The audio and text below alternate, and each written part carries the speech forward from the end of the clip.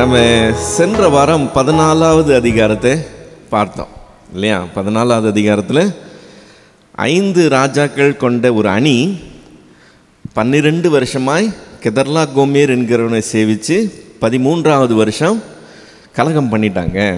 கெதர்லா Comair என்ன பண்ணுறான், தன்னோட ஒரு 4 பேரை சேர்த்துக்கிட்டு வந்து யுத்தம் பண்ணி அவர்களெல்லாம் முறியடிக்கிறான்.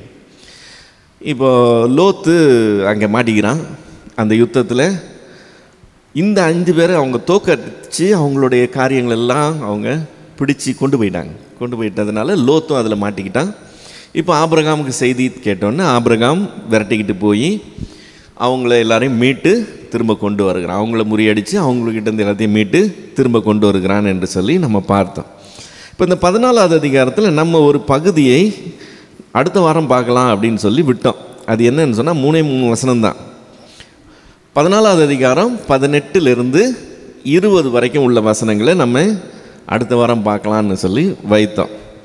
இப்போ 14வது அதிகாரம் 18லேருந்து 20 வரைக்கும் வாஸ்தா, அன்றியும் உன்னதமான தேவனுடைய ஆசாரியனாய் இருந்த சாலேமின் ராஜாவாகிய மெல்கிசெதேக்கு அப்பமும் திராட்சை ரசமும் கொண்டு வந்து அவனை ஆசீர்வதித்து, வானத்தையும் பூமியும் உண்டாக்கினவராகிய உன்னதமான தேவனுடைய ஆசீர்வாதம் ஆபிரகாமுக்கு உண்டாவதாக, உன் சத்துருக்களை உன் கையில் ஒப்பு கொடுத்த உன்னதமான தேவனுக்கு ஸ்தோத்திரம் என்று சொன்னான். இவனுக்கு ஆபிராம் எல்லாவற்றிலும் தசமபாகம் கொடுத்தான். இந்த போர்ஷன் ரொம்ப முக்கியமான ஒரு போர்ஷனாக இருக்குது. இதில் இந்த பட்டணத்துக்கு பேர், அதாவது அந்த ராஜாங்கத்துக்கு பேர் என்னன்னு சொல்லப்பட்டிருக்கு, சாலேம் அப்படின்னு சொல்லப்பட்டிருக்கு. சாலேம் அப்படின்னு சொன்னால் சமாதானம் என்று சொல்லி அர்த்தம். இப்போ இந்த சாலேம் என்கிற பட்டணம் எங்கே இருக்குது, அது என்ன அப்படின்னு சொல்லி நமக்கு தெரிஞ்சுக்கணும்னு சொன்னால், ஆதியாகமம் 33வது அதிகாரம் 18வது வசனத்துக்கு போனோம்னா அது சீகேமியருடைய பட்டணம் அப்படின்னு சொல்லி தெரியும். ஆதியாகமம் 33:18 அந்த வார்த்தை வரதை நம்ம பார்க்க முடியும். மற்றபடி சாலேமை பற்றி எங்கேயுமே அதிகமாக கொடுக்கப்படலை. ஆனால் இந்த சாலேம் அநேகமாக எருசலேமாக தான் இருக்கணும் என்கிறதற்கு ஒரு இண்டிகேஷன் இருக்குது. அது எங்கே நம்ம பார்க்குறோம்னா, சங்கீதங்களின் புஸ்தகம் 76வது சங்கீதம் 2வது வசனத்தில், சங்கீதம் 76:2 சியோனை பற்றி சொல்லியிருக்கு. அடுத்த பகுதியில் சாலேமை பற்றி சொல்லியிருக்கு. ஸோ சியோனையும் சாலேமையும் சொல்கிறதுனால இது அநேகமாக எருசலேமாக தான் இருக்கணும் அப்படின்னு சொல்லி ஒரு இது கிடைக்குது. என்ன சொல்ற, ஒரு நமக்கு ஒரு இண்டிகேஷன் கிடைக்குது. அடுத்து இவனுடைய பேர் என்னது, மெல்கிசெதேக்கு. இவனுடைய பேர் மெல்கிசெதேக்கு அப்படின்னு சொல்லும்போது, நம்ம யோசுவா 10வது அதிகாரம் 3வது வசனத்தில், யோசுவா 10:3 எருசலேமின் ராஜாவாகிய அதோனி செதேக் அப்படின்னு சொல்லியிருக்கு. இப்போது நமக்கு வந்து சாலேம்னா எருசலேமாக இருக்கும்னு சொல்லி நம்ம கெஸ் பண்ணுறோம். இங்கே யோசுவாவின் புஸ்தகத்தில் எருசலேமின் ராஜாவாகியன்னு தெளிவாக கொடுத்து அவனுக்கு பேர் என்ன சொல்லியிருக்கு, அதோனி செதேக். இவன் பேர் என்னது, மெல்கிசெதேக். 2 பேருக்கும் ஒரே சர்நேம் வர மாதிரி இருக்குது. 2 பேருக்கும் அந்த செதேக்குங்கிறது ஒன்றா வருது. இப்போ இந்த செதேக்குன்றது இவங்க பேராக இருக்குமா அல்லது அந்த ராஜ பதவியினுடைய பேராக இருக்குமா அப்படின்னு ஒரு கொஸ்டின் வருது. நம்ம ராஜ பதவிக்கு பேர் நம்ம வேற எங்கே பார்க்குறோம், பார்வோன். எகிப்தின் ராஜாவுக்கு பேர் பார்வோன். ஸோ இப்போ நேகோ அப்படின்றவன் பார்வோனாக இருந்தான்னா பார்வோன் நேகோ அப்படின்னு பைபிளில் கொடுத்துருக்கோம். ஸோ நமக்கு மெல்கிசெதேக்குன்னு சொல்லும்போது அந்த செதேக்கு ஒருவேளை அந்த ராஜ பதவியினுடைய பேராக இருக்கலாம் அப்படின்னு நம்ம எடுத்துக்கொள்ளலாம். ரைட். இப்போ இந்த மெல்கிசெதேக்கை பற்றி இந்த 3 வசனத்தில் நம்ம 3 காரியங்களை தெரிந்து கொள்கிறோம். முதல் காரியம் என்னன்னு சொன்னால், இவன் ராஜா மட்டும் இல்லை, இவன் உன்னதமான தேவனுடைய ஆசாரியன் என்று சொல்லியிருக்கு. இப்போ ராஜாங்கத்தை அரசாளுகிறதுங்கிறது ஒரு அரசியல் சம்பந்தப்பட்ட காரியம். ஆசாரியனாக இருக்கிறதுங்கிறது ஊழியம் சம்பந்தப்பட்ட காரியம். இந்த அரசியல் காரியம் கம்ப்ளீட்டாக டிஃப்ரெண்ட். இது வந்து பொலிட்டிக்கல் கண்ட்ரோலில் இருக்கும், அது ஸ்பிரிச்சுவல் கண்ட்ரோலில் இருக்கும். இதை செய்கிறவங்க அதை செய்ய மாட்டாங்க, அதை செய்கிறவங்க இதை செய்ய மாட்டாங்க. ரெண்டுத்தையும் சேர்த்து செய்கிறது பார்க்குறது ரொம்ப ரேர். இவன் ராஜாவாகவும் இருக்கிறான், ஆசாரியனாகவும் இருக்கிறான்னு பார்க்குறான். ரெண்டாவது, அவன் ஆபிரகாமை ஆசீர்வதிக்கிறான், உன்னதமான தேவனுடைய நாமத்தினால இவனை ஆசீர்வதிக்கிறான்னு பார்க்குறான். மூன்றாவது முக்கியமான காரியம், இவன் தசம பாகம் பெற்றுக்கொள்ளுகிறான். ஆபிரகாம் இவனுக்கு தசம பாகம் கொடுக்குறான், இவன் தசம பாகம் பெற்றுக்கொள்ளுகிறான். இந்த மெல்கிசேதேக்கை பற்றி நம்ம மொத்த பைபிளில் ரெண்டே இடத்துல தான் பார்க்குறோம். ஒன்று சங்கீதங்களின் புஸ்தகம், இன்னொன்று எபிரேயரின் புஸ்தகம்.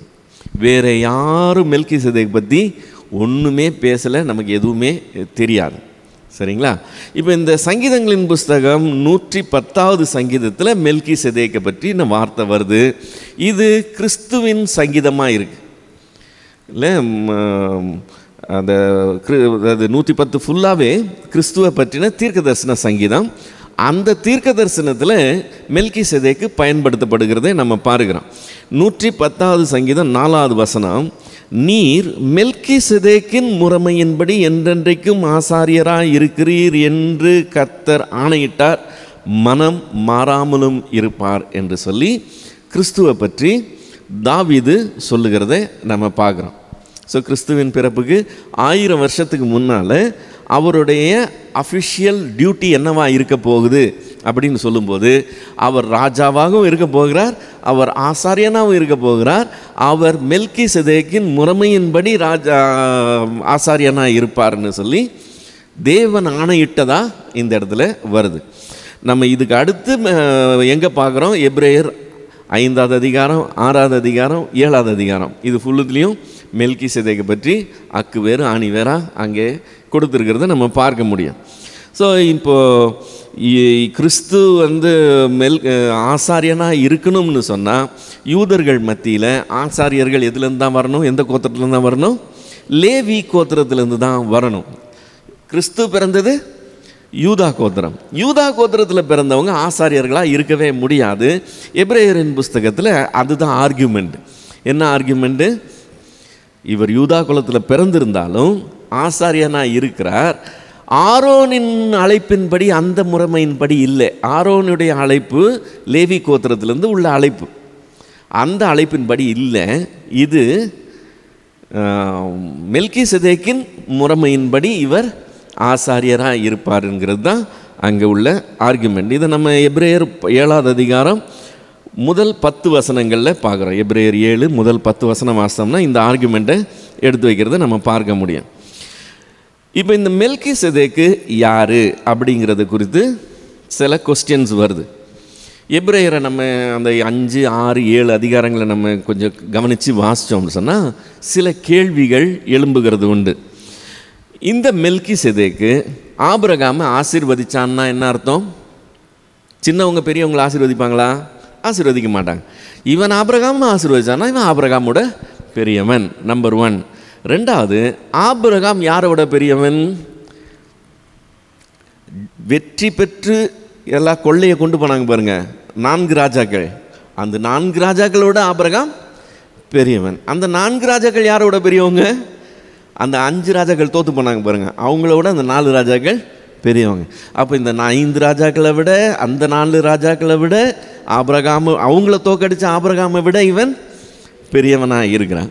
ஸோ இவன் அவ்வளோ பெரியவனாக இருக்கிறான்னு சொன்னால் சிலர் என்ன சொல்கிறாங்க, இவன் ஒருவேளை நோவாவுடைய குமாரனாகிய சேத்தா இருக்கணும், அவன் அவ்வளோ பெரியவன்னு சொன்னால் சேத்தா இருக்கலாம்.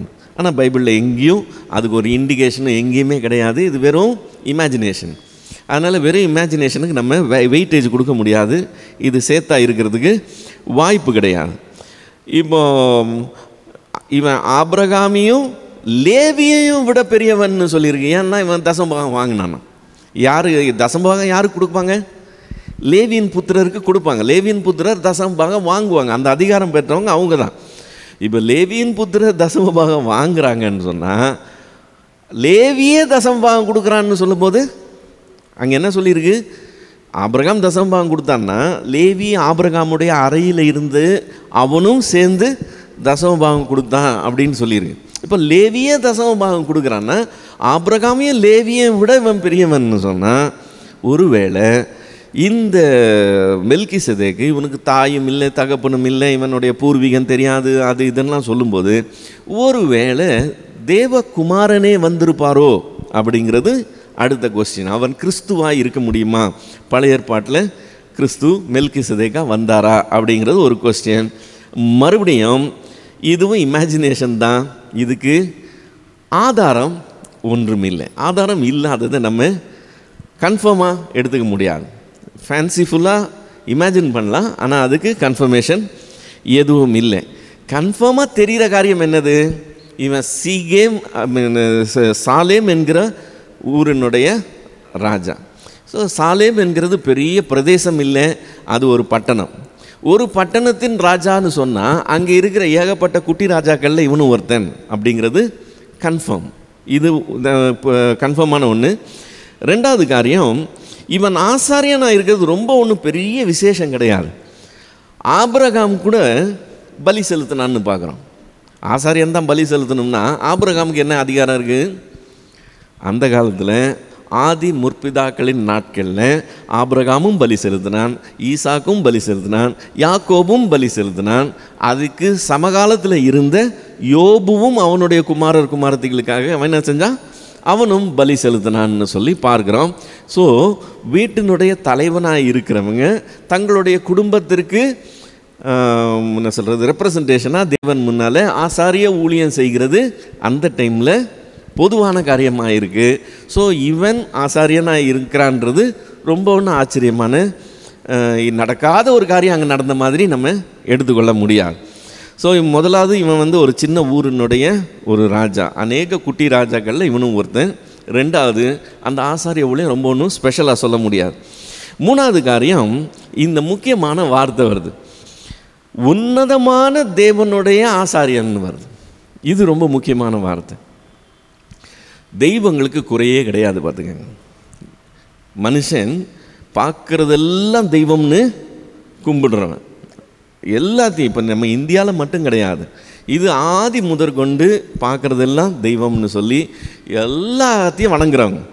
இந்த தெய்வங்கள் மத்தியில் உண்மையான மெய்யான தேவன் யாருன்றது தான் கொஸ்டினு. இப்போ ஆபிரகாமை அழைச்சாருன்னு சொன்னால் ஆபிரகாமோடைய தகப்பனாகிய தேராகு முதற்கொண்டு அத்தனை பேரும் பிற தெய்வங்களை வழிபட்டவங்க தான். அவங்க மத்தியில் ஆண்டவர் தன்னை அவனுக்கு வெளிப்படுத்தி நான் கூப்பிடுறேன் வான்னு சொல்ல இவரை பற்றி கொள்ளுகிறான். மெய் தேவன் தன்னை அவனுக்கு வெளிப்படுத்தினதுனால தெரியுது. மற்றவங்க பல தெய்வங்களை கும்பிட்டுட்டு இருக்காங்க. ஸோ தெய்வத்துக்கு குறைச்சலே கிடையாது. இப்போ அப்படி எல்லாரும் ஆளுக்கு ஒரு தெய்வத்தை கும்பிடுவாங்க, ஊருக்கு ஒரு தெய்வம் வச்சுருப்பாங்கன்னு சொல்லும்போது இவன் மட்டும் உன்னதமான தேவனுடைய ஆசாரியன் அப்படின்னு சொல்லியிருக்கு. அப்போது ஆபிரகாம் வழிபடுகிற அதே உன்னதமான தேவனை இவனும் வழிபடுகிறதாய் இருக்குது. இப்போ ஆபிரகாமுக்கு தேவன் தன்னை வெளிப்படுத்தினார் நமக்கு தெரியும். அது நம்ம பைபிளில் பார்க்குறோம். 12வது அதிகாரத்தில் ஆண்டவர் கூப்பிட்டார், ஆபிரகாம் விசுவாசிக்கிறான், இதெல்லாம் நம்ம பார்த்துக்கிட்டே வரோம். இவனுக்கு யார் வெளிப்படுத்தினது? அப்போது பைபிளில் நமக்கு சொல்லப்படாத காரியங்களாய் இன்னும் சிலருக்கு தேவன் தன்னை வெளிப்படுத்தி இருக்கிறாருங்கிறது நம்ம இங்கே ஒரு இண்டிகேஷனாக பார்க்கலாம். இன்னொரு உதாரணம் பார்க்கணும்னு சொன்னால் யோபுக்கு அங்கே தேவன் தன்னை வெளிப்படுத்தினார். யோபுக்கு எப்படி தெரியும் இவர் தான் தேவன் சொல்லி? ஆனால் யோபு தேவனை தான் சேவிக்கிறவனாக இருக்கிறான். ஸோ இந்த மாதிரி சில கேரக்டர்ஸை நம்ம பைபிளில் பார்க்குறோம். தேவனை, உண்மையான மெய்யான தேவனை சேவிக்கிற தேவ மனிதர்களாய் அவங்க இருக்கிறாங்க. இப்போ நம்ம பார்க்க போகிறது ஆபிரகாமுக்கு வெளிப்பட்டு ஆபிரகாமுடைய குடும்பத்தில் அவனுடைய சந்ததியில் வருகிற அந்த சந்ததி எப்படி சேவிக்குது, அந்த சந்ததியை தேவன் எப்படி நடத்துகிறார், இதை மட்டும்தான் நம்ம தொடர்ந்து பார்த்துட்டு வர போகிறோம். கடைசி வரைக்கும் அதுதான் போக போகுது. ஆனால் இந்த லைன் மட்டும் இல்லாமல் வேறு இடங்கள்லேருந்தும் தேவன் தனக்கு வேண்டியவர்களை தெரிந்து கொள்கிறார் என்று சொல்லி நம்ம பார்க்குறோம். இப்போ இதை பற்றி நம்ம எலியா தீர்க்கதரிசி சொல்லும்போது ஆண்டவர்கிட்ட உம்முடைய தீர்க்கதரிசிகள் அத்தனை பேரையும் கொன்னுட்டாங்க ஆண்டவரே, நான் ஒருவன் மாத்திரம் மீதியாக இருக்கிறேன். அதை ஒரு தடவை இல்லை, 2 தடவை இல்லை, 3 தடவை இல்லை, திரும்ப சொல்கிறான், நான் ஒருவன் மட்டும் மீதியாக இருக்கிறேன், எல்லாரையும் கொண்டுட்டாங்க. அதுக்கு ஆண்டவர் சொன்ன பதில் என்ன தெரியுமா?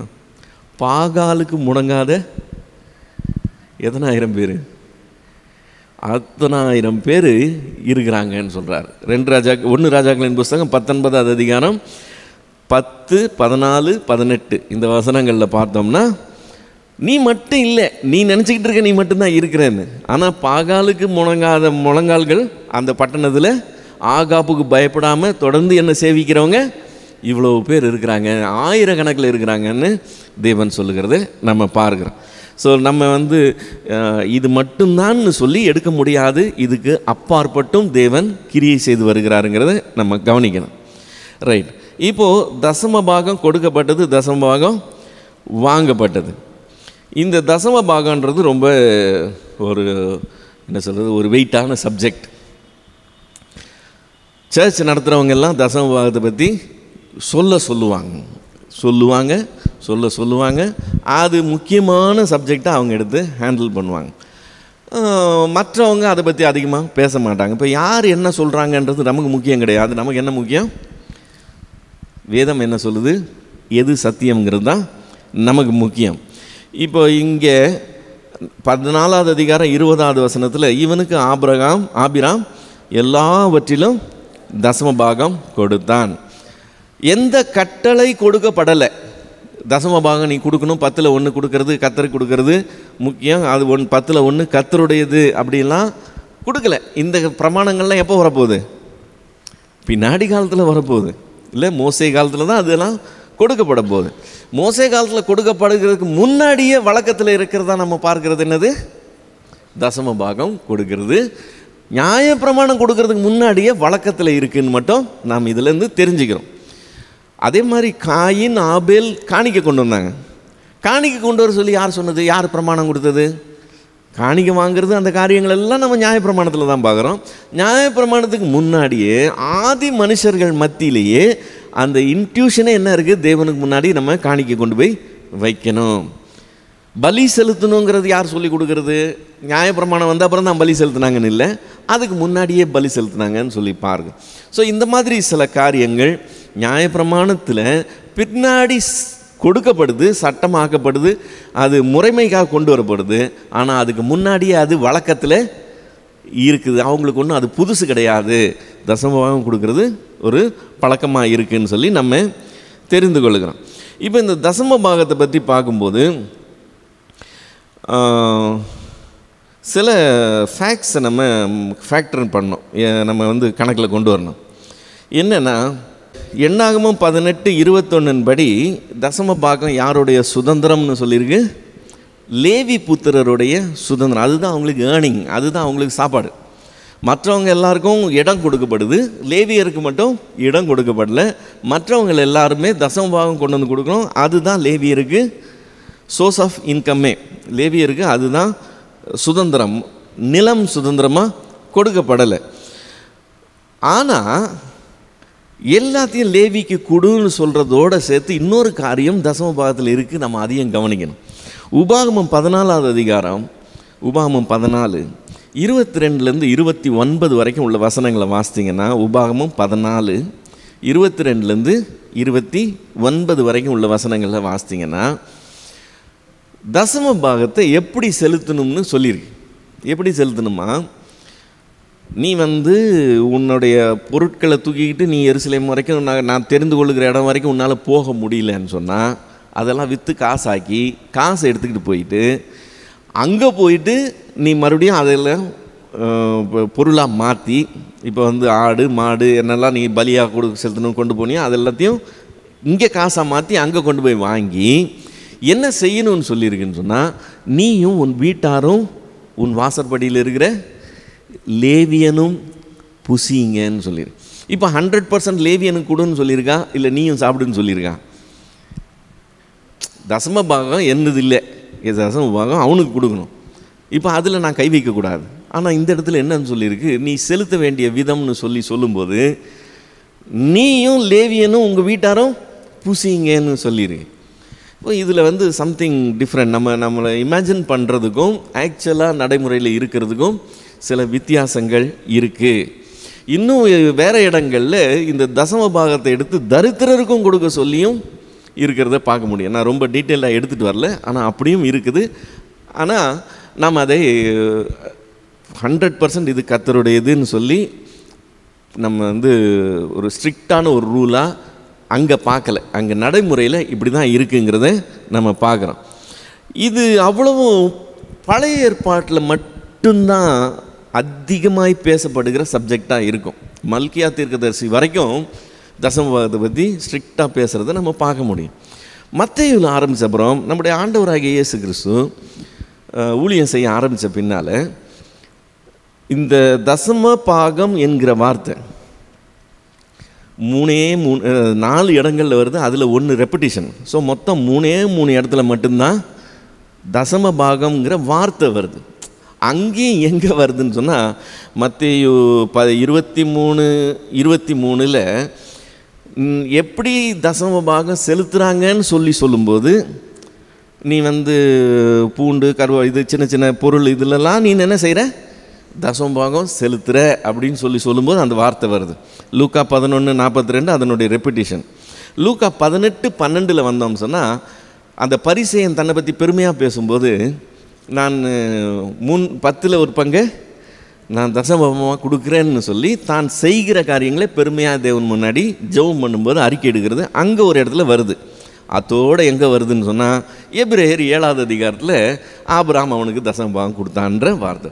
ஸோ தசமபாகன்ற வார்த்தை முதற்கொண்டு டீச்சிங்காக புதிய ஏற்பாட்டில் நம்ம எங்கேயுமே பார்க்கல. நல்ல வேலை, எதுவும் கொடுக்க வேணாம், எல்லாத்தையும் பாக்கெட்லேயே வச்சுக்கலான்னு நினச்சிக்க முடியாது. ப்ராப்ளம் என்னென்னா, புதிய ஏற்பாடு டீச்சிங் படி நம்ம வந்து என்ன சொல்கிறது, 1 கொரிந்தியர் 6வது அதிகாரம் 20வது வசனத்தின்படி, 1 கொரிந்தியர் 6:20 கிரயத்துக்கு கொள்ளப்பட்டவர்கள்னு சொல்லி வேதம் சொல்லும். அப்படின்னு என்ன அர்த்தம்? விலை கொடுத்து என்னை வாங்கிட்டாரான். விலை கொடுத்து என்னை வாங்கிட்டாருன்னு சொன்னால், என்னுடைய இதெல்லாம் யாருடையது? அவருடையது. பழைய ஏற்பாட்டின்படி 10ல் 1 கொடுத்துட்டு மீதி 9 என்னுடையது.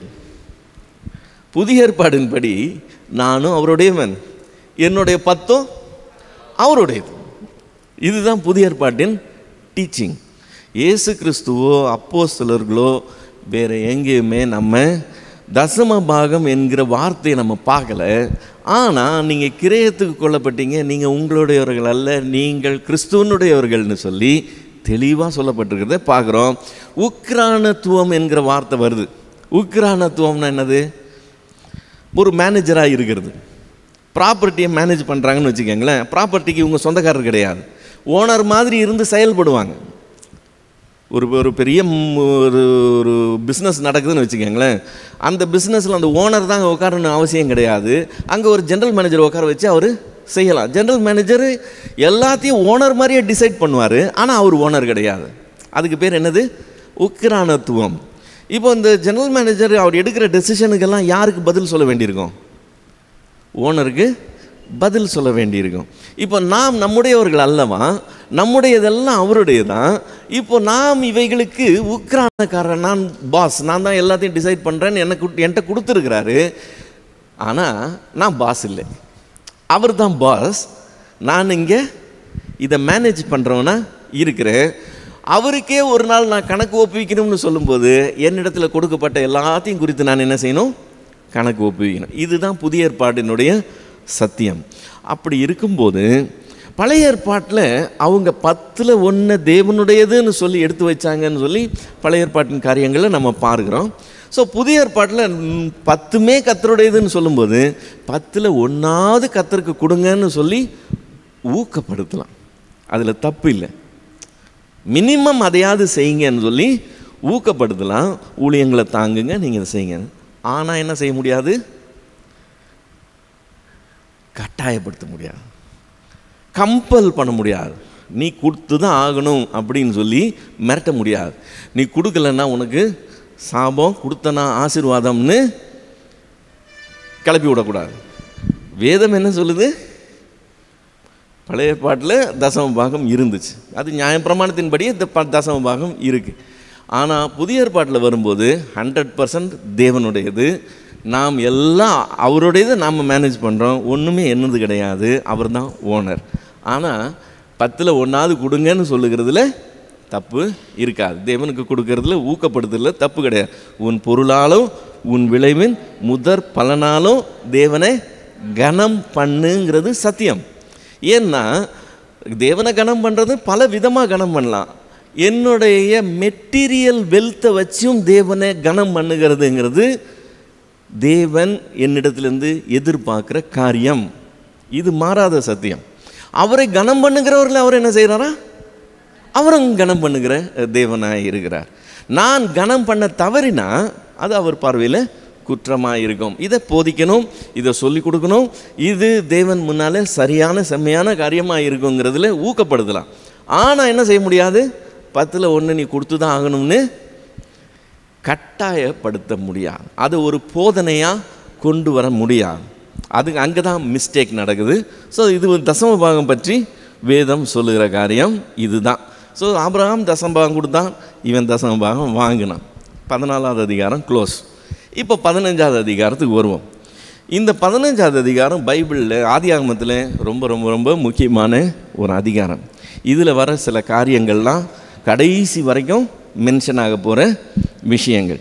இப்போ இந்த 15வது அதிகாரத்தில் முதல் வசனத்தில் இந்த காரியங்கள் நடந்த பின்பு கர்த்தருடைய வார்த்தை ஆபிராமுக்கு தரிசனத்தில் உண்டாகி அவர், ஆபிராமே நீ பயப்படாதே, நான் உனக்கு கேடகமும் மகா பெரிய பலனுமாக இருக்கிறேன்னு சொல்கிறார்.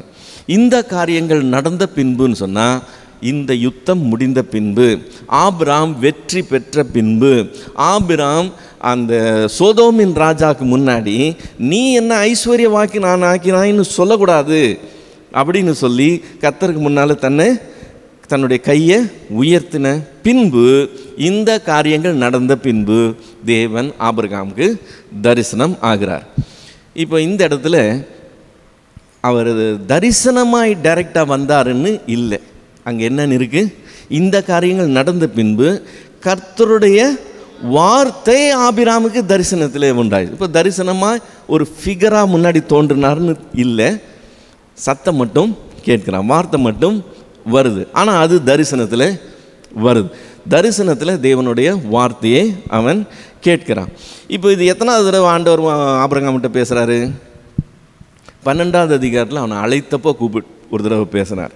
அழைத்து அவன் கானான் தேசத்துக்கு வந்தப்புறம் 12வது அதிகாரம் 7வது வசனத்தில் 2வது முறை பேசினார். 3வது எப்போ பேசினார்? போன வாரத்துக்கு முந்தின வாரத்துக்கு இது 13வது அதிகாரத்தில் லோத்து அவனை விட்டு பிரிந்த பின்பு தேவன் ஆபிரகாம்கிட்ட பேசினார். இது 3 தடவை. இப்போ இது 4வது முறை கர்த்தருடைய வார்த்தை ஆபிரகாமுக்கு உண்டாகி தரிசனத்தில் உண்டாகுது. ரைட்டா? இப்போ உண்டாகி என்னன்னு சொல்கிறாரு? ஆபிராமே பயப்படாதேன்னு சொல்கிறாரு. பயப்படாதே. பைபிள்லேயே இந்த பயப்படாதேன்ற வார்த்தை முதல் முறை இங்கே தான் வருது. சிலர் சொல்கிறாங்க பைபிளில் பயப்படாத எத்தனை தடவை இருக்கான்? 365 தடவை இருக்கான். ஏன் 365 இருக்கான்? ஒவ்வொரு நாளைக்கு ஒரு தடவை ஆண்டவர் நம்ம தைரியப்படுத்துகிறான், பயப்படாத. இப்படி சொல்கிறாங்களே, என்னைக்காவது எண்ணி பார்த்துருக்கீங்களா? உட்காந்து எண்ணி பாருங்கள்.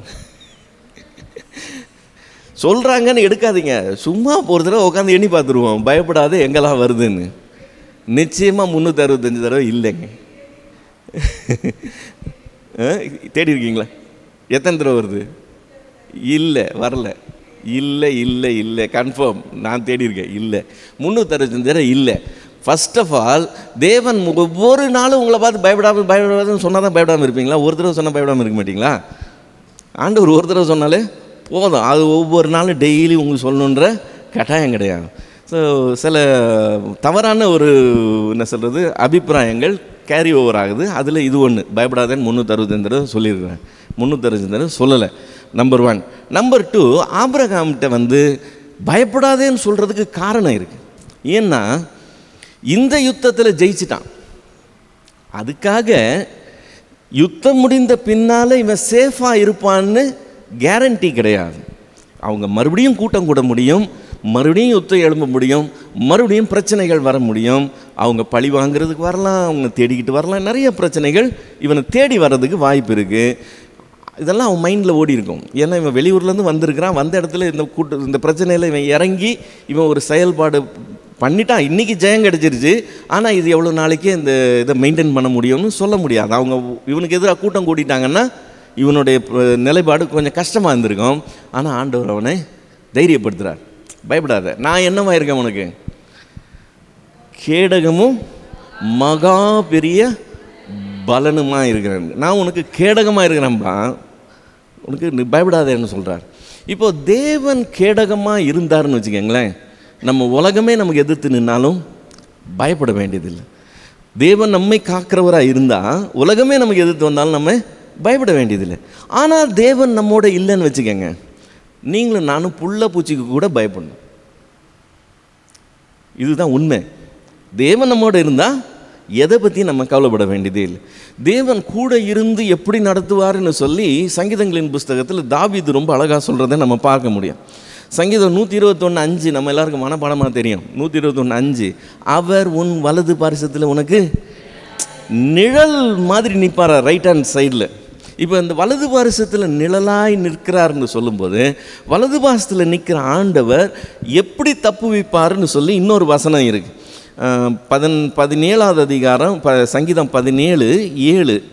சங்கீதம் 17:7, உம்மை நம்புகிறவர்களை அவர்களுக்கு விரோதமாய் எழும்புகிறவர் நின்று உமது வலது கரத்தினால் தப்புவித்து ரட்சிக்கிறவரே உமது அதிசயமான கிருபையை வழங்க பண்ணும்னு சொல்லுகிறான். உம்மை நம்புகிறவர்களை அவர்களுக்கு விரோதமாய் எழும்புகிறவர்கிட்ட இருந்து எதனால் தப்பிப்பாரா, அவருடைய வலது கரத்தினால தப்பு வைப்பாரான். இப்போது கொஞ்சம் கற்பனை பண்ணுங்கள், நான் நிற்கிறேன், எனக்கு வலது புறத்தில் ஆண்டவர் நிற்கிறார். இப்போ நான் இப்படி நிற்கிறேன்னா அவர் இப்படி நிற்கிறார்னு வச்சுக்கோங்க. எனக்கு விரோதமாக ஒருத்தன் வந்தால் என்னுடைய வலது கரத்தை வச்சு நான் தடுக்கணும்னா அப்போ நான் இப்படி மூவ் ஆகி நான் ஃபுல்லாக கவர் பண்ணணும் இல்லையா? அந்த மாதிரி ஒரு ப்ரொடெக்ஷன். அவரை நம்புகிறவர்களை அவர்களுக்கு விரோதமாக எழும்புகிறவர் கை நின்று தம்முடைய வலது கரத்தினால அவர் தப்பு வைக்கிறார்னு சொன்னால், வலது பக்கத்தில் நிற்கிறவர் வலது கையினால் தடுக்கணும்னா அவர் முதலாவது என்ன மூடி தடுக்கணும். என்ன ஒருத்தன் கை வைக்கணும்னா அவரை தாண்டி தான் என்ன வரணும். அவருடைய பாதுகாப்பு அப்படிப்பட்ட பாதுகாப்பு. அதை ஆண்டவர் அவனுக்கு சொல்கிறார், பயப்படாதே நான் உனக்கு கேடகமாய் இருக்கிறேன்னு சொல்கிறார். சொல்லிட்டு நான் உனக்கு கேடகமாக மாத்திரம் இல்லை, என்னவா இருப்பேன், பலனாக இருப்பேன்னு சொல்கிறார். பெலன் வேற பலன் வேற.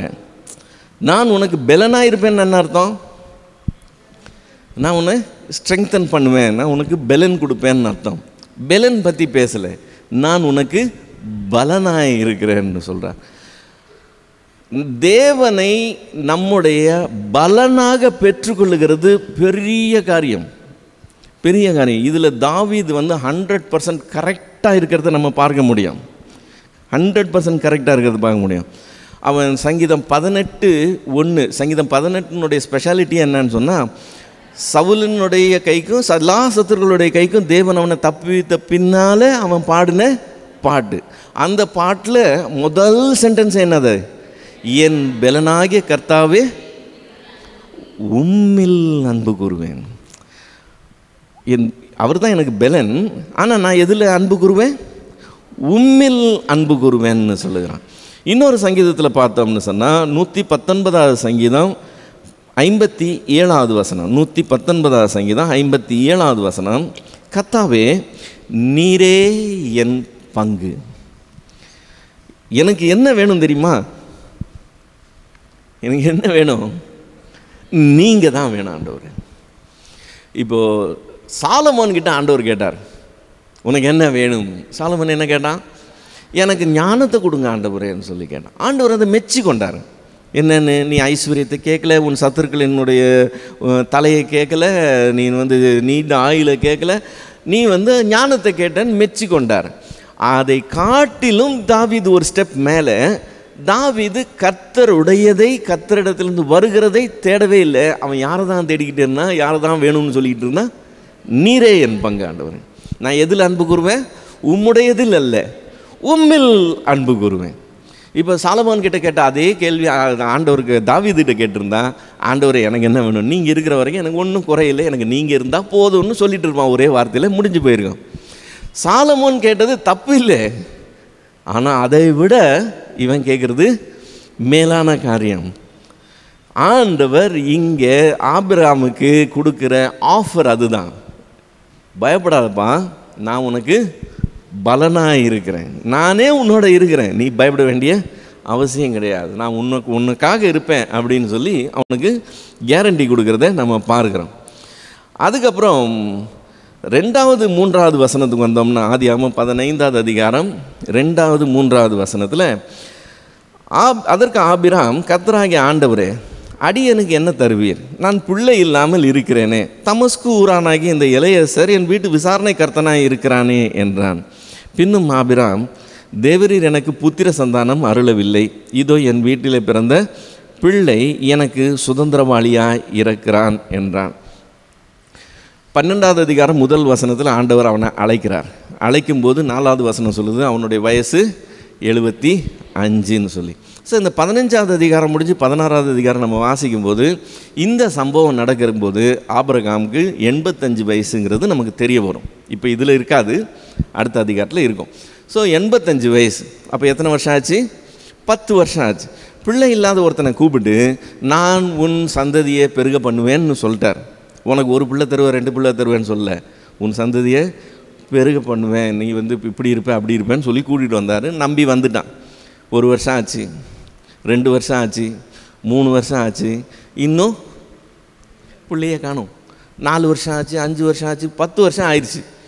இப்போது ஆண்டவர் சொல்கிறார், நான் ஒன்று பயப்படாதப்பா, நான் உனக்கு கேடகமும் மகா பெரிய பலனுமாக இருக்கிறேன்னு சொல்கிறார். இப்போ நான் ரொம்ப தேங்க்ஸ் ஆண்டவரேன்னு சொல்ல, இந்த 10 வருஷத்து சலிப்பு அவன் வாயிலேருந்து வெளியே வருது. சரி, இந்த 10 வருஷமும் சாராளு கேள்வி கேட்டிருப்பான், இந்த 10 வருஷமும் போகிறவங்கிறவங்களாம் இவனை கேள்வி கேட்டிருப்பாங்க, நீ இப்படி நம்பி வந்தியே, என்னாச்சு என்னாச்சு என்னாச்சுன்னு கேட்டிருப்பாங்க. இந்த 10 வருஷமும் அவன் அதை தாங்கிக்கிறான். இப்போ கர்த்தர் இடத்துல அது வெளியே வருது. நான் உனக்கு கேடகமும் மகா பெரிய பலனுமாக இருக்கிறேன்னு சொல்கிறாரு. ரொம்ப நன்றி ஆண்டவரேன்னு சொல்லாமல் என்னத்தை தரப்போறீங்கன்னு கேட்குறான்.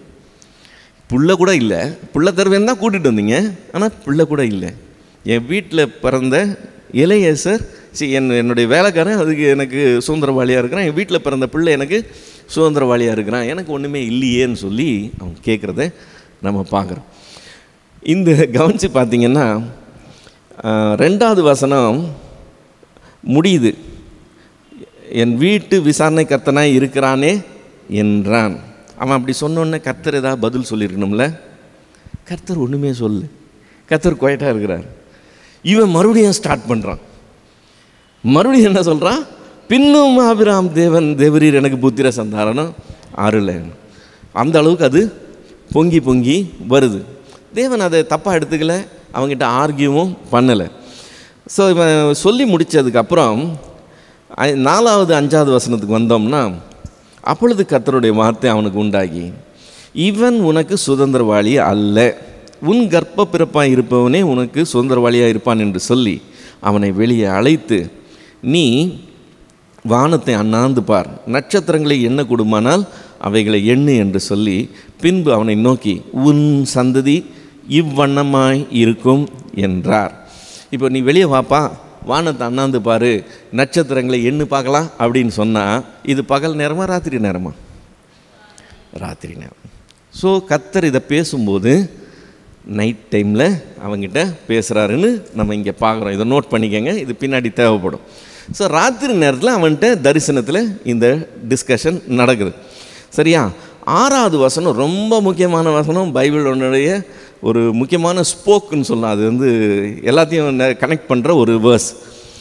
அவன் கர்த்தரை விசுவாசித்தான், அதை அவர் அவனுக்கு நீதியாக எண்ணினார்.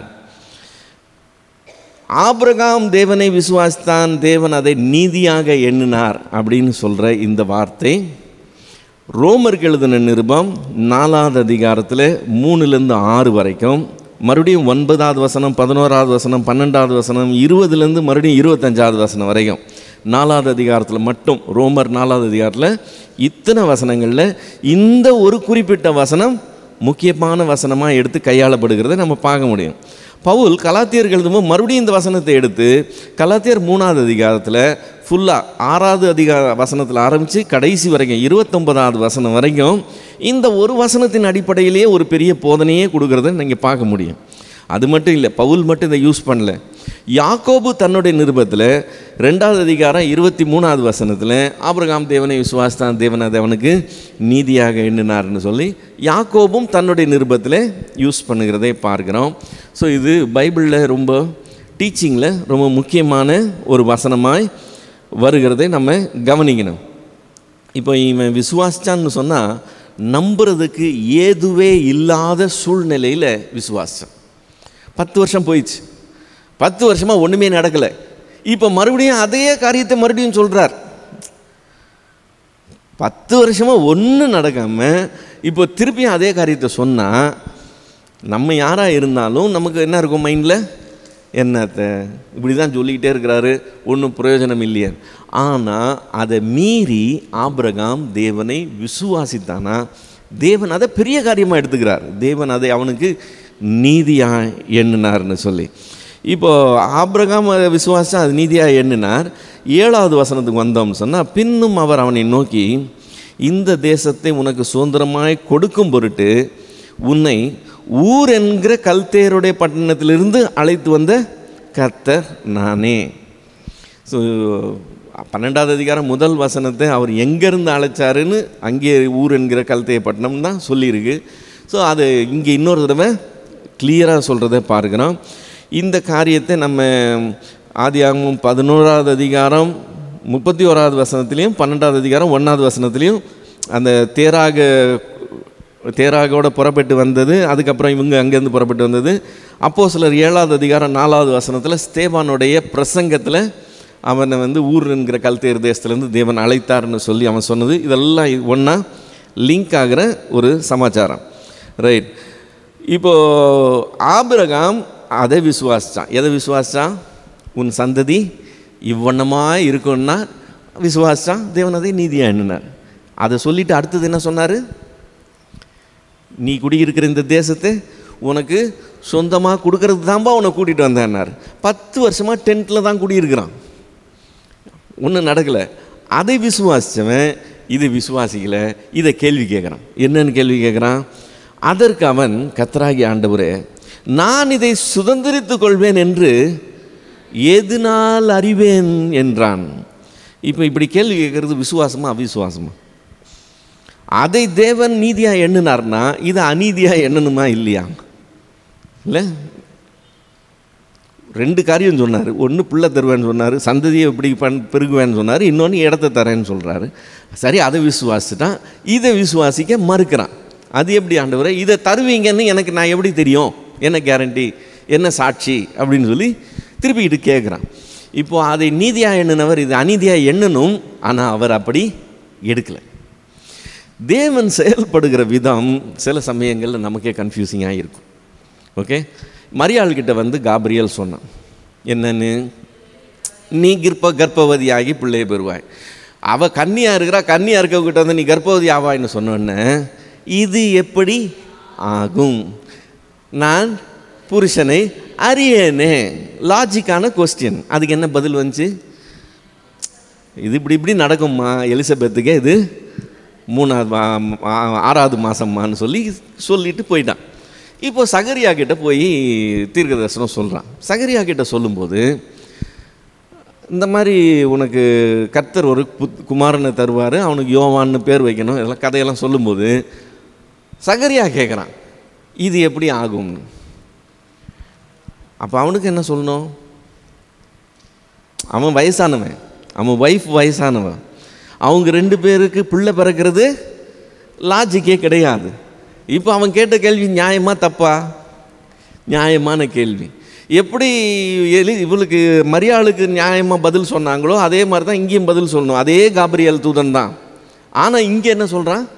ஏற்ற காலத்தில் நடக்க போகிறத நீ விசுவாசிக்காததுனால, நான் கர்த்தருடைய சமூகத்திலேருந்து புறப்பட்டு வந்த காபிரியல், நீ ஏற்ற நேரத்தில் நடக்கிறத நீ விசுவாசிக்காததுனால மகனே அடுத்த 10 மாதத்துக்கு உனக்கு முடியாது.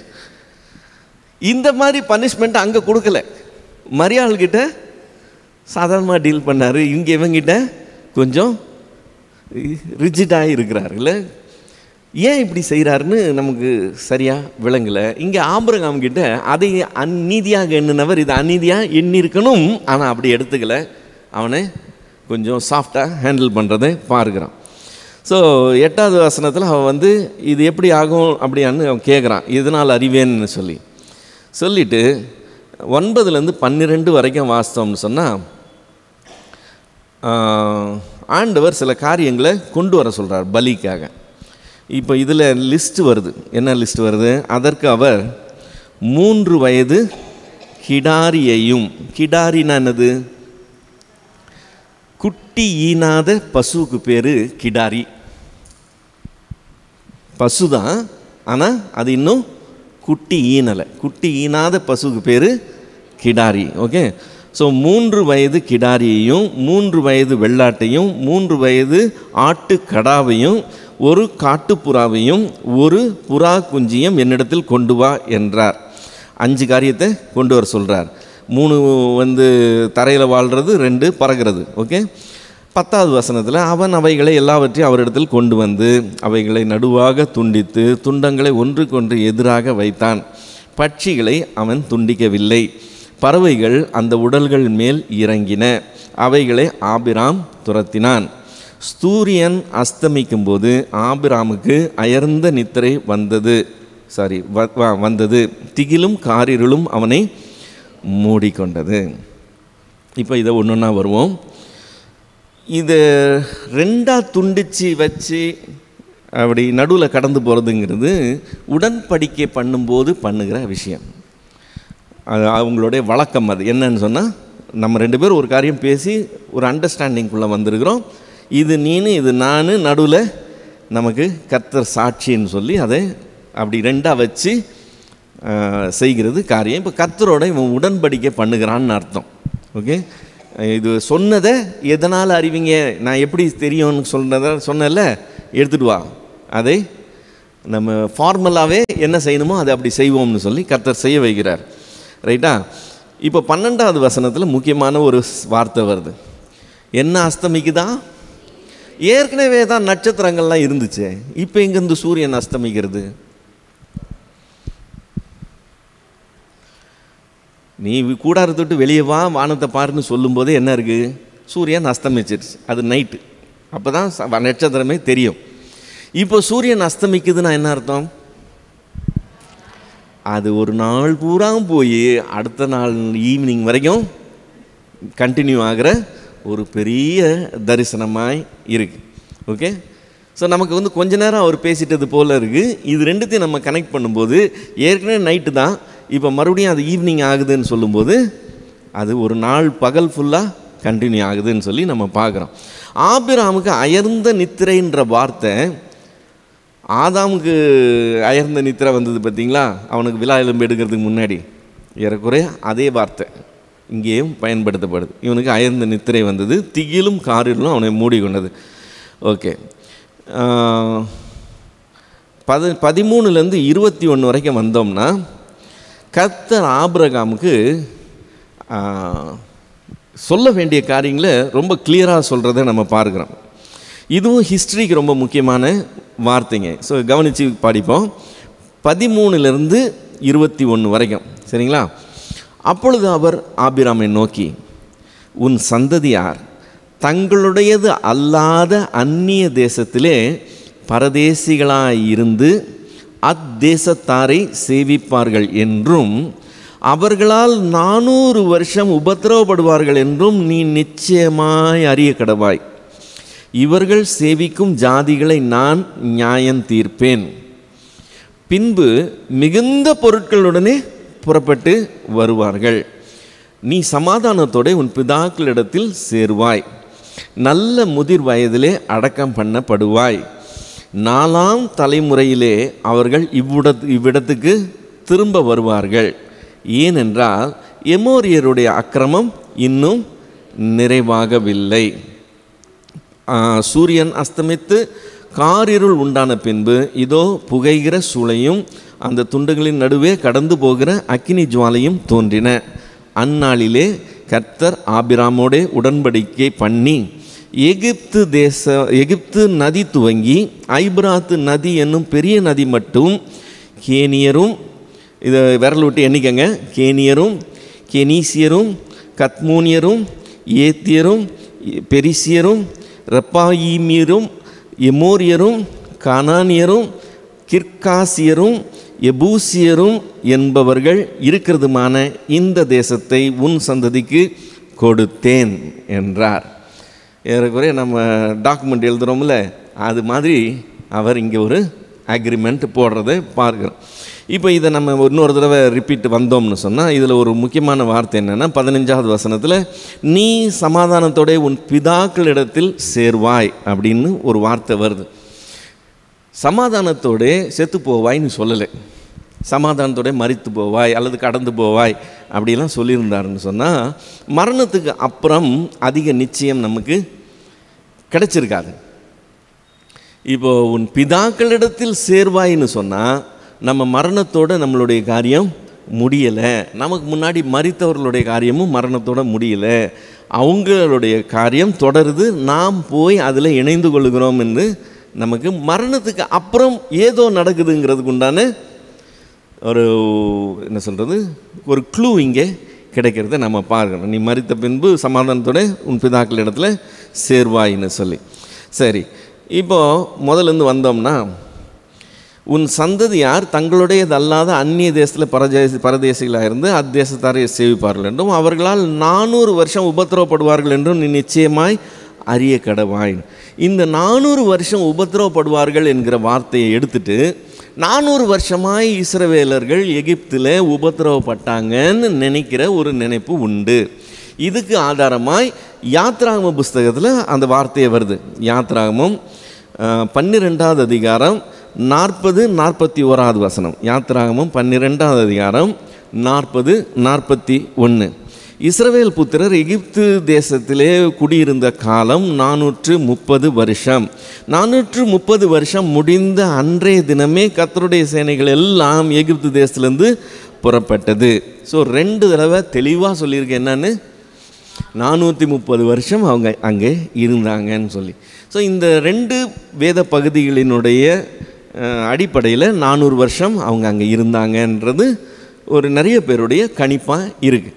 ஆனால் பவுல் கலாத்தியருக்கு எழுதும்போது கலாத்தியர் 3வது அதிகாரம் 17வது வசனம், கலாத்தியர் 3:17, ஆதலால் நான் சொல்லுகிறது என்னவெனில் கிறிஸ்துவை முன்னிட்டு தேவனால் முன் உறுதி பண்ணப்பட்ட உடன்படிக்கையை 430 வருஷத்துக்கு பின்பு உண்டான நியாயப்பிரமாணமானது தள்ளி வாக்கு தத்தத்தை விர்த்தயமாக்க மாட்டாது அப்படின்னு சொல்கிறான். இப்போ இங்கே நியாயப்பிரமாணம்னு சொல்லும்போது மோசேயின் இடத்துல சீனாய் மலையில் கர்த்தர் கொடுத்த நியாயப்பிரமாணத்தை பற்றி சொல்லுகிறான். இந்த நியாயப்பிரமாணம் கொடுக்கப்பட்ட நாளிலிருந்து ஆபிரகாமோட பண்ணப்பட்ட உடன்படிக்கை எவ்வளோ நாளைக்கு முன்னாடி உள்ளதா? 430 வருஷம். ஸோ 430 வருஷம் இவங்க இஸ்ரவேல் எகிப்தில் உபத்திரவப்பட்டாங்கன்றதை விட பவுல் சொல்கிறது என்னது, நியாயப்பிரமாணத்துக்கு 430 வருஷத்துக்கு முன்னால் வாக்கு தத்தம் உடன்படிக்கையாக ஆபிரகாமுக்கு கொடுக்கப்பட்டதுன்னு சொல்கிறான்.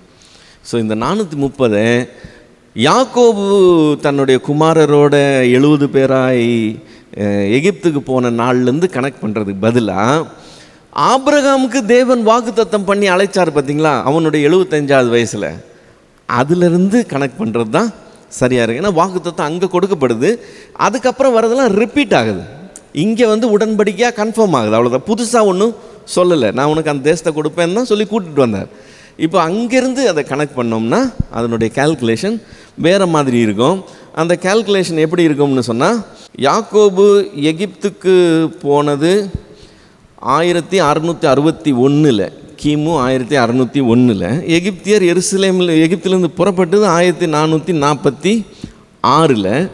ஸோ நம்ம இது ரெண்டுத்திலும் கழித்தோம்னு சொன்னால் அவங்க எகிப்தில் இருந்த நாட்கள் மொத்தமே 215 தான், 430 வராது, 215 தான். அதுலேயும் முதல் தலைமுறை அவங்க ஜீவிக்கும்போது, யோசேப்பு உயிரோடு இருந்த வரைக்கும், அவனுடைய பிரதர்ஸ்லாம் உயிரோடு இருந்த வரைக்கும், அப்போல்லாம் அவங்களுக்கு ஒரு ராயல் ட்ரீட்மெண்ட் இருந்தது, அவங்களுக்கு பிரச்சனை கிடையாது. அதுக்கப்புறம் இவர்களை அறியாத பார்வோன் எழும்புகிற நாட்கள் வரைக்கும் இவங்களுக்கு ப்ராப்ளம் இல்லாமல் இருந்தது. அந்த ப்ராப்ளம் வந்த நாட்கள்லேருந்து எடுத்தோம்னா ஒரு 150 வருஷம் அல்லது 125 வருஷம் அவங்க உபத்திரவப்பட்டிருப்பாங்கன்றதை நம்ம எடுத்துக்கொள்ளலாம். இல்லை 150லேருந்து 175 வச்சுக்கலாம். அதுக்குள்ளே தான் அவங்க கஷ்டப்பட்டிருக்கலாம், நம்ம அதுக்கு மேலே இருக்க முடியாது. ஸோ அவங்க இருந்தது 215 வருஷமாக தான் இருக்கணும் என்று சொல்லி பவுல் கலாத்தியருக்கு சொன்ன வார்த்தையிலேருந்து நம்ம எடுத்துக்கொள்ளலாம். ஸோ இந்த 10 ஜாதிகளுடைய இடத்தை உனக்கு தரேன்னு சொல்கிறார். எல்லை எங்கேருந்து எங்கே சொல்கிறாரு? எகிப்தினுடைய நதி துவங்கி ஐப்ராத் நதி வரைக்கும்னு சொல்கிறார். என்ன, இப்போ என்னைக்காவது இஸ்ரவேலர் அவ்வளோ பெரிய இடத்த ஆண்டாங்களா? ஐப்ராத் நதியிலிருந்து எகிப்து தேசம் வரைக்கும் இவங்களுக்கு கீழே என்னைக்கு வந்தது அப்படின்னு சொல்லி நீங்கள் பார்த்தீங்கன்னா, தாவீது அரசாட்சி செஞ்சப்போ அவனுடைய ராஜ்யம் ஐப்ராத் நதியிலேருந்து எகிப்து தேசத்து நதி வரைக்கும் இருந்ததை பார்க்கலாம். அதுக்கப்புறம் சாலமோனுடைய நாட்களில் அது அதிகமாக அவ்வளோ தூரத்துக்கு இல்லை. அப்புறம் வர வர அது அவங்க பலவீனமாகிறாங்க, அவங்களால இருக்க முடியல. ஸோ கொஞ்ச நாட்கள் தான் அவங்களால அதை அனுபவிக்க முடிஞ்சதுன்னு சொல்லி நம்ம பார்க்குறோம். ஸோ இது வேதத்தில் இருக்கிற காரியங்கள். இதோட இந்த அதிகாரம் முடியுது.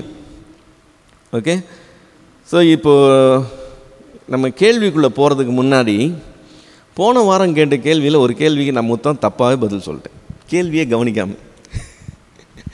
சிஸ்டர் கேட்ட கேள்வி தான். அவங்க என்ன கேட்டாங்க, ஆக்சுவலாக நான் அப்புறம் வீடியோ எடிட் பண்ணும்போது தான் கேள்வியே கவனிக்கிறேன். அவங்க கேட்ட கேள்வி என்னென்னா, லோத்து அங்கே போயிட்டான், எவ்வளோ நாள் கழித்து அந்த பிரச்சனை வந்துச்சுன்னு கேட்டாங்க. நான் கம்ப்ளீட்டாக வேறு கதை சொல்லிகிட்ருக்கேன், அது தப்பு. இப்போது இந்த அதிகாரம் 15வது அதிகாரம் 16வது அதிகாரம் இது ரெண்டுத்தையும் நம்ம பார்க்கும்போது, ஆபிரகாமுக்கு என்ன வயசுன்னு பார்க்குறோம்? 85 வயசு. அப்போ ஆபிரகாம் கிளம்பி இங்கே 10 வருஷம் ஆயிருக்கு மேக்ஸிமம். ஓகே, 10 வருஷத்தில் இவனுக்கும் அவனுக்கும் பிரச்சனை வந்தது. இவங்க எகிப்துக்கு போய் ரிட்டர்ன் வந்ததுக்கு அப்புறம் தான் ப்ராப்ளம் வருது. ப்ராப்ளம் வந்தப்புறம் அவன் அங்கே மூவ் பண்ணுறான். அங்கே மூவ் பண்ணப்புறம் நடக்குதுன்னு சொன்னால், இந்த 10 வருஷத்தில் ஒரு 7-8 வருஷம் இது போயிருக்கணும். அவன் அங்கே போய் 1-2 வருஷத்துலேயே அந்த பிரச்சனை ஸ்டார்ட் ஆகிருக்கணும். சொல்லப்போனால் அந்த 5 ராஜாக்கள் கலகம் பண்ணாங்க பாருங்கள், அந்த கலகம் பண்ணுற வரைக்கும் பீஸ்ஃபுல்லாக தான் இருந்திருக்கும். கலகம் பண்ண அப்புறம் தான் அங்கே குழப்பங்கள் ஸ்டார்ட் ஆகுது. அப்புறம் தான் அவன் யுத்தத்துக்கு கிளம்பி வரான். இவன் போகும்போது அந்த பிரச்சனை இருந்திருக்காது, இவன் எதிர்பார்த்துருக்க மாட்டான். இவன் போனதுக்கப்புறம் அந்த பிரச்சனை வந்திருக்கும், பிரச்சனையில் இவன் மாட்டிக்கிறான். ஸோ 1 or 2 இயர்ஸ் தான் இருக்க முடியும். சிஸ்டர், நான் இன்றைக்கி சொன்னது அவன் பிள்ளைங்க பிறகுறது, ஒய்ஃபை பற்றிலாம் நான் சொல்லிட்டேன். அது அப்படி இல்லை. ஸோ அவங்க திரும்ப செட்டில் பண்ணதுக்கப்புறம் தான் அந்த கதையெல்லாம் வருது. ஓகே, சரி. இப்போ வேறு ஏதாவது கொஸ்டின்ஸ் இருந்தால் கேட்டு கிளியர் பண்ணிக்கலாம். பிரதர், மெல்கிசேதேக்கின் முறைமையின்படி ஆண்டவராகிய இயேசு கிறிஸ்து ராஜரீக ஆசாரியர் ஆனார். அவருடைய வழிப்படி நாமும் பிற்காலத்தில் ராஜரீக ஆசாரிய கூட்டம் ஆகுமா, இல்லை டோட்டலாக டிஃப்ரெண்ட்டாக? இயேசு கிறிஸ்து பிரதான ஆசாரியர், நாம் ஆசாரியர்கள். ஸோ நம்ம ராஜரீக ஆசாரியர்கள், அவர் பிரதான ஆசாரியர். ஆரோன் அழைக்கப்பட்ட அழைப்பு, அவன் லேவி கோத்திரத்தில் இருந்ததுனால அந்த அழைப்பு, அவன் வேறு கோத்திரமாக இருந்தால் அந்த அழைப்பு கிடச்சிருக்காது. ஸோ ஆரோன் முறைப்படி அழைக்கப்படாமல் யாருமே பிரதான ஆசாரியனாக ஆகிறது இல்லை. இவர் யூதா கோத்திரத்திலிருந்து எப்படி பிரதான ஆசாரியர் ஆகிறார்னு சொன்னால், மெல்கிசேதேக்கின் முறைமையின்படி அவர் ஆவார்னு சொல்லி தீர்க்க தரிசனம் இருக்குது, அது நிறைவேறுதலாம் அவர் அதை அடைகிறார். நாம் எல்லாம் ஆசாரியர்கள், அவர் பிரதான ஆசாரியர். சரி, தேங்க்யூ. Price Lord. இந்த இது எபிரேயர் 7ஆம் அதிகாரம் ரீட் பண்ண சொல்லியிருந்தீங்க இல்லையா, மெல்கிசேதேக்கு. ஸோ அதில் பார்த்தீங்கன்னா, ஈவன் 3rd verse, இவன் தகப்பனும் தாயும் வம்ச வரலாறும் இல்லாதவன், இவன் நாட்களில் துவக்கமும் ஜீவனின் முடிவும் உடையவனாயிராமல் தேவனுடைய குமாரனுக்கு ஒப்பானவனாய் என்றென்றைக்கும் ஆசாரியனாக நிலைத்திருக்கிறான். அப்போ முடிவு இல்லைன்னா என்ன? அந்த வார்த்தை சொல்லப்படுறதுனால தான் அவன் கிறிஸ்துவோ அப்படின்னு ஒரு தாட் வருது. அந்த வார்த்தை ஜெனரலா ஒரு क्वेश्चन கேட்பாங்க, அப்ப இன்னும் உயிரோட இருக்காரா அப்படின்ற மாதிரி ஒரு क्वेश्चन ரைஸ் ஆகும்ல. மெல்கிசேதேக்கா, அத மெல்கிசேதேக் கிறிஸ்துவா இருந்தா பிரச்சனை கிடையாதுல்ல. இப்போ கிறிஸ்து மெல்கிசேதேக்கா வந்திருந்தாருன்னு சொன்னா அந்த ஃபார் எவர் லிவிங்ன்றது அவர் காட், அதனால் அவருக்கு வந்து முடிவில்லைன்னு சொல்லிடலாம், பிரச்சனை கிடையாது. ஆனால் மெல்கிசேதேக்கு அங்கே ஒரு என்ன சொல்கிறது, ஒரு இதை வந்து அதுக்கு அப்படி ஒப்புமையாக காண்பிக்கிறது, கிறிஸ்துவுக்கு ஒப்புமையாக காண்பிக்கிறது. என்னன்னு சொல்கிறாருன்னு சொன்னால், மெல்கிசேதேக்கு கூட அப்பா பேர் அம்மா பேர் கொடுக்கப்படலை, மெல்கிசேதேக்கு என்ன வயசுன்னு சொல்லப்படலைங்கிறத வச்சுக்கிட்டு கிறிஸ்துவனுடைய ஆசாரியத்துவத்தை இதுக்கு கம்பேர் பண்ணி சொல்லும்போது, கிறிஸ்து வந்து தேவனிடத்துலேருந்து வந்தவர், அவருக்கு துவக்கமும் இல்லை அவருக்கு முடிவும் இல்லை, அவருடைய ஆசாரியத்துவம் நித்திய காலமாக இருக்குது அப்படின்னு சொல்கிறதுக்காக இவனுக்கு கூட கொடுக்கப்படலை பார்த்தீங்களா அப்படின்னு சொல்லி அப்படி ஒப்புமையாக சொல்லப்படுகிறது. அதுக்காக இவன் அதுன்னு சொல்ல முடியாது. இவன் ஒரு சாதாரண மனுஷன்தான், இவனை வந்து நம்ம தேவன்னு சொல்லி எடுத்துக்கொள்ள முடியாது. ஓகே, ஏன்னா முடிவு ஜீவனின் முடிவு உடையவனாய் இராமல் இருக்கு. இப்போ ஏனோக்கெல்லாம் வந்து பார்த்தீங்கன்னா உயிரோடு எடுத்துக்கொள்ளப்பட்டான். அண்ட் தென் எலியா அந்த மாதிரி அவனுடைய காரியங்கள் இவ்வளவுதான் சொல்லப்பட்டிருக்கு, இதுக்கு மேல கிடையாது. சொல்லப்பட்டதை எடுத்துக்கிட்டு பார்த்தீங்களா இதில் இப்படி இருக்குது, அதனால கிறிஸ்துவுக்கும் இப்படின்னு சொல்லி அது ஒரு ஒப்புமையாக கொண்டு போகிறாங்களோ இல்லையா, அவன் இப்படிதான்னு சொல்லி நம்ம சொல்லதான் எடுத்துக்கொள்ள முடியாது. அப்படி சொன்னால் அதுக்கு சான்று வேணும், வேற ஏதாவது சப்போர்ட்டிவ் எவிடன்ஸ் கிடையாது, ஹிஸ்டாரிக்கல் எவிடன்ஸ் எதுவும் கிடையாது. ஆர்குமெண்ட் சேக் அது அந்த இடத்துல மெட்டஃபாரிக்கல், கரெக்ட், இப்போ தான் ஞாபகம், அது ஒரு மெட்டஃபோராக எடுத்து யூஸ் பண்ணுறாங்க. மெட்டஃபோர்னு சொன்னால் ஆக்சுவலாக அதை மீன் பண்ணுறாங்கன்னு, அதை இதுதான்னு சொல்லி சொல்கிறாங்கன்னு அர்த்தம் கிடையாது. இதை எக்ஸ்பிளைன் பண்ணுறதுக்கு அவனை மெட்டஃபாரிக்கலாக ஒரு ஃபிகராக கொண்டு வந்து எக்ஸ்பிளைன் பண்ணுறாங்க. ஏன் அதை லிங்க் பண்ணுறாங்கன்னா சங்கீதம் 110 அப்படி சொல்லுது, அவனை போல அப்படின்னு சொல்லி வர்றதுனால மெல்கிசேதேக்கு முறைமையின்படின்னு வர்றதுனால நம்ம மெல்கிசேதேக்கு எடுத்துக்கிட்டு அதை வந்து ஒரு ஆர்குமெண்ட் சேர்க்க அவருக்கு எக்ஸ்பிளைன் பண்ணிக்கிட்டே போகிறாப்புல. அப்படி சொல்லும்போது தான் அப்பா பேர் இல்லை அம்மா பேர் இல்லை, அவனுக்கு வயசு இல்லை, அதனால் அவனுக்கு தோற்றமும் இல்லை, அவனுக்கு இப்படி இல்லை, கிறிஸ்துவுக்கும் அப்படி தான் சொல்லி அதை மெட்டஃபோராக யூஸ் பண்ணுறோம். அதுக்கப்புறம் இன்னொரு வசனம் உபாகமில் 14th சாப்டரில் சொன்னீங்க இல்லையா, இது தசம பாகத்தை குறித்து சொன்னீங்க. லேவியனுக்கு உன்னோட பங்கும் சுதந்திரமும் இல்லாதபடியினால் அவனும் உன் வாசல்களில் இருக்கிற பரதேசியும் திக்கற்றவனும் விதவையும் வந்து புசித்து திருப்தி அடைவார்களாக. ஏன்னா லேவியனுக்கு எப்போவுமே நம்ம அந்த ஷேர், அவனுக்கு அதுதான் வந்துட்டு லேவியருக்கு இட்ஸ் இன்கம் சோர்ஸே.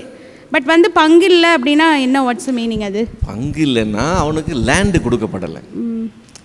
தேசத்தை பங்கு போட்டப்போ லேவியர்களுக்கு பங்கு இல்லை, நானே சுதந்திரம்னு கர்த்தர் சொல்கிறார். ஸோ கர்த்தருக்கு இவங்க என்ன கொண்டு வராங்களோ அது லேவியருடைய சுதந்திரம். அதுதான் ஸ்கீம், ஆண்டவருடைய ஆப்ரேட் பண்ண ஸ்கீம் என்னென்னா 12 கோத்திரத்தில் லேவி கோத்திரத்தை நான் எனக்கு தெரிந்து கொள்கிறேன், நானே அவங்களுக்கு சுதந்திரம், கர்த்தர் தான் அவங்களுக்கு சுதந்திரம். அவங்களுக்கு லேண்டு சுதந்திரமாக இது பண்ணல, அலோகேட் பண்ணல. லேண்ட் இல்லைன்னா என்ன அர்த்தம்? அவங்களுக்கு வருமானம் இல்லைன்னு அர்த்தம். வருமானம் எதுலேருந்து வருமா? நீங்கள் கர்த்தருக்கு கொடுக்கறது லேவியருடைய பங்காயிடுதுன்னு சொல்லி ஆண்டவர் சொல்கிறார். அது அவங்களுடைய சுதந்திரம், அவங்க தான் அதை பெற முடியும், அதுதான் அவங்களுக்கு அதிகாரம். அங்கே நான் ஏன் அந்த வசனம் கோட் பண்ணேன்னா, அதை யாருக்கெல்லாம் ஷேர் பண்ண சொல்கிறாருங்கிறத காண்பிக்கிறதுக்காக கோட் பண்ணேன். இப்போ நீங்கள் படித்த வசனத்தில் பரதேசியம் வருது, வருது, வேற யாரெல்லாம் வருது? பரதேசியும் திக்கற்றவனும் விதவையும் வந்து புசித்து திருப்தி அடைவார்களாக. அப்பொழுது ஏழைகள், விதவைகள்னு சொல்றது, திக்கற்றவர்கள்னு சொல்றது, பரதேசிகள்னு சொல்றது இல்லாதவங்க, உங்க மத்தியில் உங்க லெவலுக்கு இல்லை, உங்களோட கீழே இருக்கிறாங்க. இப்போ நீ பண்டிகை கொண்டாட போற, நீ பண்டிகை கொண்டாட போகும்போது லேவியனுக்கு எல்லாத்தையும் கொடுத்துட்டு நீ திரும்பி வந்துருங்கிறது நம்மளுடைய பாலிசியாக இருக்கும். ஆனால் ஆண்டவர் அந்த தசம பாகத்தில் இருந்து நீ லேவியனுக்கு கொடுக்கறது மட்டும் இல்லை, இவங்களுக்கும் கொடுன்னு சேர்த்து சொல்கிறார். நீயும் உன் குடும்பமும் கூட நீங்கள் அதில் சாப்பிடுங்கன்னு சொல்கிறார். அப்போ இது லேண்டை சொல்கிறாங்களா இல்லை வந்து லேண்ட் இல்லை, நீங்கள் தசம பாகத்தை தானே சொல்கிறீங்க? ஆமாம், அந்த இவனுடைய ஏர்னிங்ஸ் இருக்குல்ல, ஒரு வருஷத்துக்குடைய ஏர்னிங்ஸ் இருக்குது பார்த்தீங்களா, அதை கொண்டு போய் வருஷத்துக்கு ஒரு முறை அவங்க வந்து டெம்பிளில் பண்டிகை கொண்டாடும் போது போய் பண்டிகை கொண்டாடுறதுல செலவு பண்ண போகிறாங்க. அப்போ நீ என்னால் போக முடியல, நீ இங்கேயே செலவு பண்ணக்கூடாது, நீ இதை கேஷை கன்வெர்ட் பண்ணி கொண்டு போய் அங்கே அதற்கு வேண்டிய பொருட்களை வாங்கி இவங்களோட சேர்ந்து நீ உன்னுடைய பண்டிகை கொண்டாடுன்னு சொல்கிறார். நான் எதுக்கு அதை கோட் பண்ணேன்னா, தசம பாகத்தை அவங்க எப்படி டிஸ்பர்ஸ் பண்ணாங்க அப்படின்னு காண்பிக்கிறதுக்காக. நீங்கள் கொடுத்த அந்த பேப்பரில் வந்து யோவு மற்றும் ஆதி முற்பிதாக்களைப் போல இவன் ஆசாரிய ஊழியத்தை வந்து நிறைவேற்றுபவனாக இருந்தான் இப்போ வந்து மெல்கிசேதேக்கும் ஆசாரியன் தான் சொல்லப்படுது.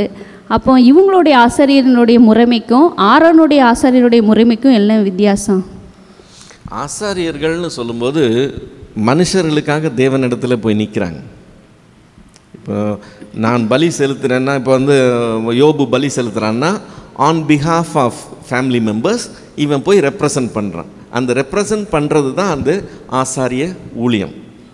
அதே மாதிரி தேவனுக்காக இவங்க முன்னாடி வந்து நிற்கிறது. இப்போ பிள்ளைங்கள நீ இதை செய்யக்கூடாது, தேவன் இதை செய்ய சொல்கிறாருன்னு சொல்லி வந்து சொல்கிறது தேவனுக்காக இவங்கக்கிட்ட வந்து நிற்கிறது. தேவனிடத்துல இவங்களுக்காக போய் நிற்கிறது, மனுஷரிடத்துல தேவனுக்காக வந்து நிற்கிறது. இந்த வேலையை as a head of the house அவங்க செஞ்சுக்கிட்டு இருந்தாங்க. அது அந்த டைமில் அவங்களுக்குள்ள ப்ரெவலண்ட்டாக இருந்தது. அதுக்கப்புறம் அந்த ஆசாரிய ஊழியம் இந்த ஒரு கோத்திரத்தார் மாத்திரம்தான் செய்யணும், வேறு யாரும் செய்யக்கூடாதுன்னு ரெஸ்ட்ரிக்ஷன்ஸ்குள்ளே வந்துடுது.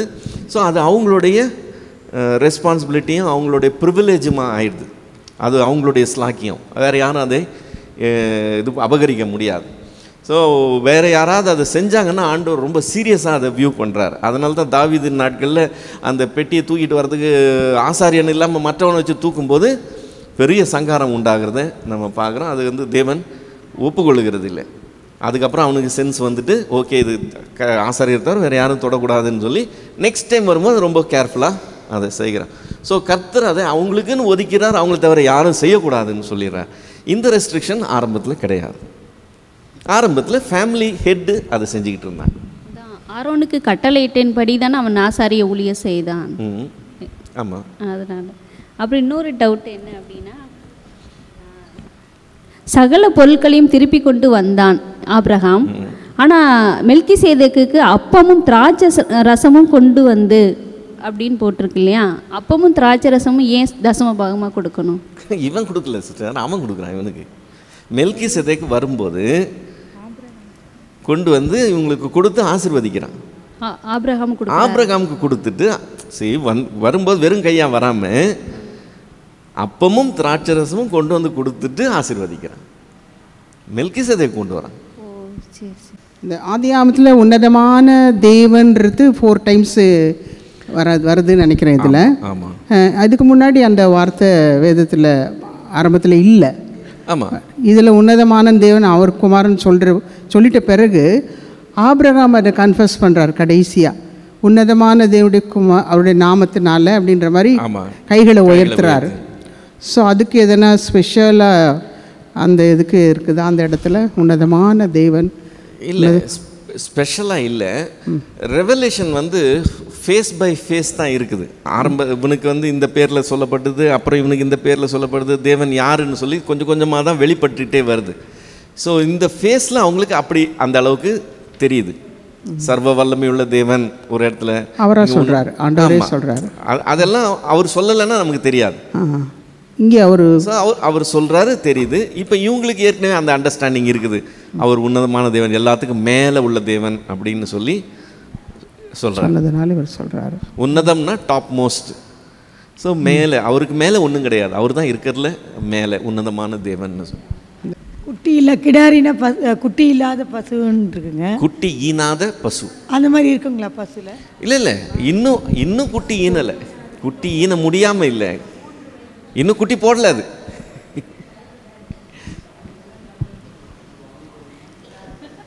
காளை இல்லை பசு இல்லை கிடாரிங்கிறது காளை கிடையாது, பசு.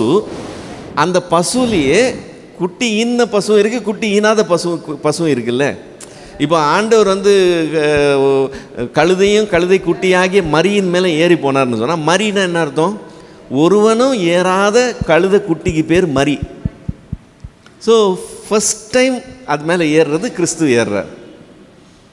அதே மாதிரி இது வந்து குட்டி ஈனலை, குட்டி ஈனாத ஒரு பசுவை அவர் தெரிந்து கொள்வார். 400 வருஷங்கள் அவங்க அடிமையாக இருப்பாங்கன்னு சொல்லிட்டு ஆண்டவர் சொல்கிறாரு. 430 வருடங்கள் அவங்க இருக்கிறாங்க. ஸோ அப்போ அது எப்படி கேல்குலேஷனில் நம்ம 215 வருது? ஏன்னா அங்கே சொல்லுது யாக்கோபு எகிப்திற்கு போனது வந்து 1961. ஆனால் அதுக்கு முன்னாடியே யோசிப்பு போயிட்டார் இல்லையா? ஆமாம். இப்போ அதுலேருந்து கேல்குலேட் ஆகாதுங்களா? இவன் போனதுலேருந்து தான் கணக்கு வரும். யோசேப்பு போனது இவங்களுக்கு முன்னாடி அவன் அனுப்பப்பட்டான், அது வேற விஷயம். இந்த 430 டவுட் இருக்கா? 430 அவங்க எகிப்தில் கஷ்டப்படுவாங்கன்னு சொல்லியிருக்கேன், அப்போ எப்படி 215ன்னு சொல்கிறீங்க? அது கொஞ்சம் தெளிவாக இருந்தால் ஓகே. அது வந்து கலாத்தியருக்கு எழுதின நிருபத்தில் பவுல் சொன்ன வார்த்தை வரலன்னு வச்சுக்கோங்களேன், நம்ம அதை 430ன்னு எடுத்துக்கலாம். ஆனால் அதில் பிரச்சனை என்னென்னா, எத்தனாவது தலைமுறையில் திரும்ப வருவாங்கன்னு சொன்னார்? 4வது தலைமுறை. லேவி, கோகாத், அம்ராம், மோசே, 4வது தலைமுறை. இப்போ 4 தலைமுறைக்கு நீங்கள் 430 வருஷத்தை பிரிக்கவே முடியாது. நீங்கள் எப்படி கணக்கு பண்ணிங்கனாலும் அது 200 சில்லற வருஷத்துக்குள்ளே தான் வரும். 400 வருஷம் வரவே வராது. ஏன்னா அவங்க பிள்ளை பெற்ற ஏஜ் நமக்கு தெரியுது, நம்ம கணக்கு பண்ணி தான் வரோம். அப்படி கணக்கு பண்ணி வந்தால் மோசே பிறந்தது, லேவி பிறந்தது, இதெல்லாம் கணக்கு பண்ணால் அது 400 வர்றதுக்கு வாய்ப்பே கிடையாது. ஆண்டவர் 4வது தலைமுறை தெளிவாக சொல்லியிருக்கிறார். அதனால் அவங்க உள்ளே போனதுலேருந்து வெளியே வர வரைக்கும் 4 தலைமுறை தான், அதுக்கு மேலே அடிஷ்னல் கிடையாது, கன்ஃபார்ம். 2வது பவுல் கலாத்தியருக்கு எழுதும்போது இந்த நியாயப்பிரமாணம் கொடுக்கப்படுறதுக்கு 430 வருஷத்துக்கு முன்னாடி வாக்கு தத்தம் கொடுக்கப்பட்டுச்சுன்னு அவன் சொல்கிறான். அப்போது இங்கேருந்து 430 வருஷம் ஆபிரகாம் வரைக்கும் போகணும், யாக்கோபு வரைக்கும் இல்லை, ஆபிரகாம் வரைக்கும் போகணும். அப்போ நம்ம அதையும் சேர்த்து தான் கணக்கு பண்ணணுங்கிறது நம்ம அங்கே தான் கண்டுபிடிக்கிறோம், இல்லைன்னா நமக்கு தெரியாது. அப்படி கணக்கு பண்ணும்போது ஆபிரகாமோட ஏஜ் 75ல் அவனுக்கு என்ன இயர், அதுலேருந்து 430னா எவ்வளவு? அப்போது யாக்கோபினுடைய வயசு 130வது வயசில் அவன் உள்ளே போகிறான். அப்போ என்ன இயர்? இந்த இயர்லேருந்து அந்த இயரை கழித்தோம்னா மொத்தம் எத்தனை வருஷம்? அதில் அந்த முதல் தலைமுறைக்கு ஒரு 50 வருஷத்தை நம்ம லெஸ் பண்ணோம்னா மீதி இதுன்னு சொல்லி நம்ம கணக்கு பண்ணுறோம்.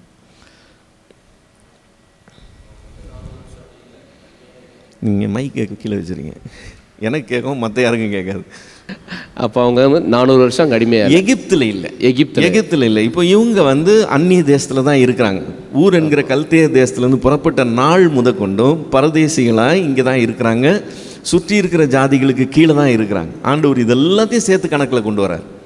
430 வருஷம்னு சொல்லும்போது இதெல்லாம் சேர்ந்து வருது. டோட்டல் ஆக்சுவலாக அவங்க உபத்திரவப்பட்டது ஒரு 150 இல்லை 175 வருஷம்தான். அங்கே இருந்தது ஒரு 200 215 வருஷம், அதுக்கு மேலே இருக்க முடியாது. ஏன்னா 4 தலைமுறையில் வெளியே வராங்க. Okay okay okay. அந்த 4 தலைமுறைங்கிற அந்த ஒரு பாயிண்ட்டும் கலாத்தியருக்கு சொன்ன அந்த வார்த்தையும் இல்லைன்னா நம்ம அது ஃபுல்லுமே 430 வருஷம்னு எடுத்துக்கலாம். அவங்க அங்கே எடுத்துக்கலாம். அப்படி இடம் இல்லை. நம்ம அந்த 430 4 தலைமுறைக்கு மேலே பிரிக்க முடியாது. 4 தலைமுறை தான். 4 தலைமுறை. ஆமாம். போகும்போதே இவனுக்கு இவ்வளோ வயசு லேவிக்கு. ஓகே. அதுலேருந்து 4 தலைமுறை நீங்கள் கணக்கு பண்ணிங்கன்னா அது 200க்கு மேலே கொண்டு வரது ரொம்ப கஷ்டம், முடியாது. ஓகே. அப்போ யோசேப்லேருந்து அப்போ அது கணக்கு வராது இல்லைங்களா? அவங்க போய் அங்கே செட்டில் ஆனது 130வது வயதில் இவன் போகிறான் பாருங்க. ஆமாம். அதுலேருந்து நம்ம கணக்கு பண்ணுறோம். இல்லை, அதுதான் கேட்குறேன். இப்போ யாக்கோபு போய் அங்கே செட்டில் ஆகிறா இல்லைங்களா? ஆமாம். ஸோ அதுலேருந்து அந்த 400 வந்து கணக்கு வராது. அப்படி கணக்கு பண்ண முடியல. ஏன் கணக்கு பண்ண முடியலன்னா 4 தலைமுறை தான் கணக்கு வருது. ஓகே. 4 தலைமுறைக்கு நீங்கள் 430 வருஷம் கொண்டு வர முடியாது. கால்குலேட் பண்ணால் கொண்டு வர முடியாது. நம்பர் 1. நம்பர் 2, கலாத்தியருக்கு எழுதும்போது பவுல் ரொம்ப தெளிவாக சொல்கிறான், இதுக்கும் அதுக்கும் 430 வருஷம். சொல்லுங்க. அப்போது அவர் ஆபிரகாமை நோக்கி, உன் சந்ததியார் தங்களுடையது அல்லாத தேசத்தில் பரதேசிகளாக இருந்து தேசத்தாரை சேவிப்பார்கள், அவர்களால் 400 வருஷம் உபத்திரப்படும். அந்த உபத்திரவம் ஆபிரகாம் பட்ட உபத்திரவம், யாக்கோபு ஈசாக்கு பட்ட உபத்திரவம், இதெல்லாம் சேர்த்து கொண்டு வந்துடுறார். 430 வருஷங்கிறது. ஆமாம், 400 430 எல்லாம் கொஞ்சம் முன்ன அது இப்போ நம்ம தோராயமாக சொல்கிறோம் பார்த்தீங்களா, அந்த மாதிரி. ஆமாம், வருஷம் 400ன்னு சொல்லும்போது 430ங்கிறது 400க்குள்ளே தான் வரும். அது சொல்லும்போது கொஞ்சம் அப்படி தான் எக்ஸாக்டாக அந்த 430ன்னு வர.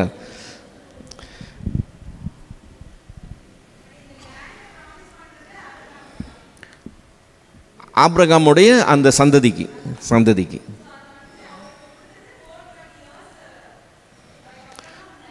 ஆமாம் அந்த ப்ராமிஸ் கொடுத்ததுலேருந்து 430 இயர்ஸ்.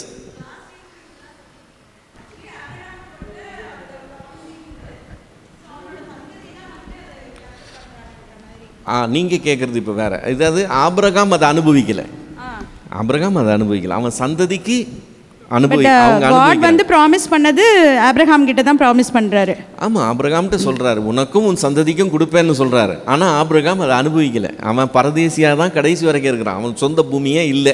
அவன் வாங்கின ஒரே சொந்த பூமி அவன் அந்த கல்லறை பூமி தான், வேற சொந்த இடமே கிடையாது. மற்ற சொந்த இடம் எல்லாமே யாக்கோபு வாங்கினது தான். அதுக்கப்புறம் ஆபிரகாம் நாட்களில், ஈசாக்கு நாட்களில் சொந்தமாக இடமே கிடையாது. ஸோ அவங்க வந்து பெற்ற வாக்கு தத்தத்தை அனுபவியாது இருந்தும் அந்த விசுவாசம் நிலைச்சாங்கன்னு சொல்லி எபிரேயர் 11 பெருசாக சொல்லப்படுறத பார்க்குறேன். பட் இது ரொம்ப லாங் இயர்ஸ், இத்தனைக்கும் அது நியராக தான் இருந்திருக்கும் இல்லையா? அந்த பிளேசஸ் இவங்க கிராஸ் பண்ணி போகும்போதெல்லாம் கானான் வந்து பக்கத்தில் தானே இருந்திருக்கும். கானான்லேயே தான் இருக்கிறாங்க, அங்கேயே தான் இருக்கிறாங்க.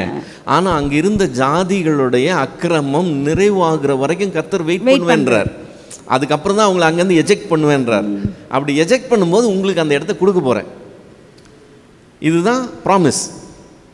இவங்களுடைய அக்கிரமம் நிறைவாகிற வரைக்கும் நான் வெயிட் பண்ணுவேன்னு சொல்கிறார்.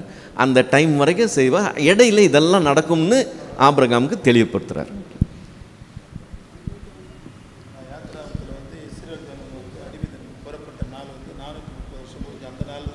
ஆமாம், அன்றைய தினமே புறப்பட்டாங்கன்னு தான் யாத்திராகமத்தில் சொல்லுது, முடிந்த அன்றைய தினமே. அதனால தான் யாத்திராகமத்தையும் ஆதியாகமத்தையும் வச்சு நம்ம ஸ்ட்ரைட்டாக அவங்க அங்கே இருந்ததே 430 வருஷம்னு நம்ம டிசைட் பண்ணுறோம்.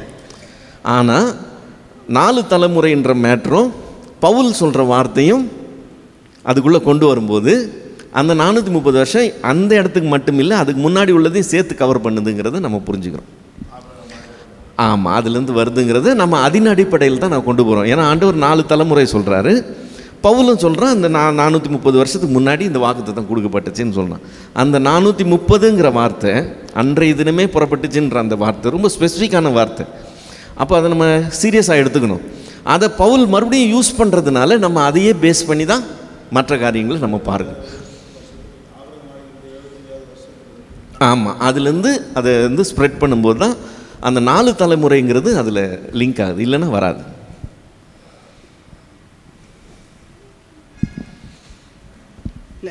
நீங்கள் எக்ஸ்ப்ளனேஷன் கொடுத்துட்டீங்க. அந்த மெல்கிசேதேக் சொல்லும் போது ஏசு கிறிஸ்து இல்லை அப்படின்னு தானே சொன்னீங்க? ஆமாம், அது ஏசு கிறிஸ்து இல்லைன்னு. உன்னதமான தேவனுடைய குமாரன் வருது. அதில் தாய் தகப்பன் அதெல்லாம் அந்த எக்ஸ்பிளேஷன் பரவாயில்ல. ஆனால் திராட்சை ரசமும் அப்பமும் கொண்டு வந்து அந்த ஆசாரியன் கொடுக்கறதுக்கு ஏசு கிறிஸ்துவை குறித்து பின்னாடி திராட்சை ரசம் அப்பமாக அவர் மறிக்க போகிறாருக்கு ஏதாவது லிங்க் இருக்கா? அப்படி ஏதாவது ஏன் அவர் திராட்சை ரசம் அப்பம் கொண்டு வந்து கொடுத்தாரு? அது பின்னாடி வரும்போது ரெஃபரன்ஸ் அப்படி தான் ஆண்டவர் சரீரத்தை கொடுத்தாரு. இல்லை, அதாவது மெட்டஃபாரிக்கலாக நம்ம எடுத்து யூஸ் பண்ணணும்னா எதுக்கு வேணால் யூஸ் பண்ணலாம். ரெண்டாவது அலகாரிக்கலாக எக்ஸ்பிளைன் பண்ணணும்னாலும் எதை வேணாலும் எடுத்து ஸ்பிரிச்சுவல் மீனிங் கொடுக்கலாம். இப்போது அந்த எபிரேயருக்கு எழுதின நிருபம் 7வது அதிகாரம் 5, 6, 7 அதிகாரங்களில் இதை மெட்டஃபாரிக்கலாக மட்டும் யூஸ் பண்ணல, அலகாரிக்கல் எக்ஸ்பிளனேஷனாகவும் கொண்டு வர. அதாவது அது அந்த ஆவிக்குரிய அர்த்தத்தில் அங்கே நடக்கலை, அதை எடுத்துகிட்டு வந்து இங்கே ஆவிக்குரிய அர்த்தத்தில் சொல்கிறது. இப்போது பிப்ளிக்கல் ஆத்தர்ஸ் வந்து அலகாரிக்கல் எக்ஸ்பிளனேஷன் கொடுக்கும்போது அதை அக்செப்ட் பண்ணிக்கலாம். நம்ம மேடையில் ஏறி அலகாரிக்கலாக நம்ம எக்ஸ்பிளைன் பண்ணும்போது வம்பாயிடும். அதனால் நம்ம அதை ஏற்றுக்கொள்ளுகிறது இல்லை.